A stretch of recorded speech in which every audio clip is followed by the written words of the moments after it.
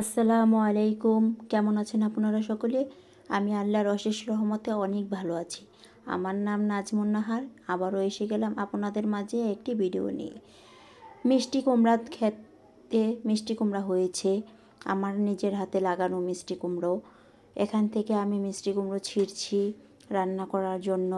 ফুলে ফুলে ক্ষেতটা ভরে গেছে, অনেক ভালো লাগছে। নিজের হাতে গাছ লাগিয়েছি, ওখান থেকে ফল ছিঁড়ে রান্না করতে আসলে অনেক ভালো লাগে।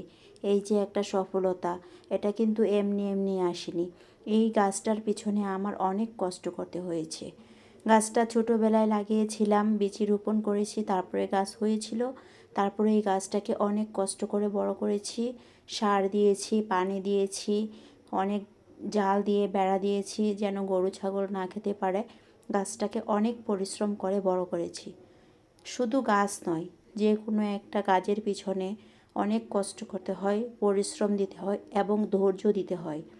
তেমনি আমরা যারা ফেসবুকে কিংবা ইউটিউবে কাজ করতে আসি, আমাদেরকেও অনেক ধৈর্য সহকারে তা পরিশ্রম করতে হবে, কাজ করতে হবে এবং অনেক অনেক যত্ন নিতে হবে। তাহলে আমরা সফলতা নিতে পারবো ইনশাল্লাহ। তো আমি যে ভিডিওটা করেছি, এখানে আমি নিজের হাতে লাগানো কুমড়ো গাছের, আসলে আমি এখানে এটাই বোঝাতে চাচ্ছি যে একটা কাজের সফলতার পিছনে আমরা দেখি সফলতা, কিন্তু এর পিছনে যে একটা ইতিহাস লুকিয়ে থাকে তা হয়তো বা কেউ জানে না। প্রতিটা কাজের সফলতার পিছনে একটা ইতিহাস লুকিয়ে থাকে। তো আমি অনেক কষ্ট করে এই ক্ষেতটা নিজের হাতে করার চেষ্টা করেছি। ছোট্ট একটু জায়গায় অনেক কিছু রোপণ করার চেষ্টা করেছি যেন নিজের হাতে লাগিয়ে তরকারিটা খেতে পারি, ফ্রেশ এবং টাটকা খাবার।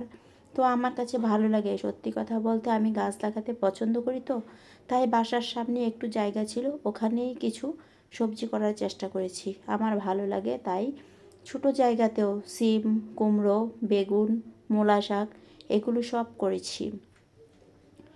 তো এই যে ফল পেড়ে তরকারি খাচ্ছি, বাজার থেকে যে নিয়ে আসি অতি সহজেই রান্না করে ফেলি।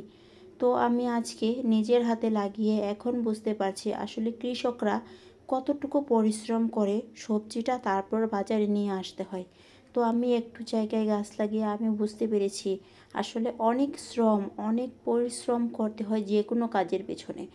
শ্রম বা পরিশ্রম করা ছাড়া কোনো কাজের সফলতা আসে না। তো আমরা যারা পেজে কিংবা ইউটিউবে কাজ করি, আমাদের সকলকে অনেক অনেক ধৈর্য ধরতে হবে এবং সঠিক নিয়ম অনুযায়ী, গাইডলাইন অনুযায়ী কাজ করতে হবে। তাহলেই সফলতা আসবে ইনশাআল্লাহ। কে কী বলল ওসব কাজে কথায় মনোযোগ না দিয়ে নিজের সফলতার জন্য চেষ্টা করে যাই।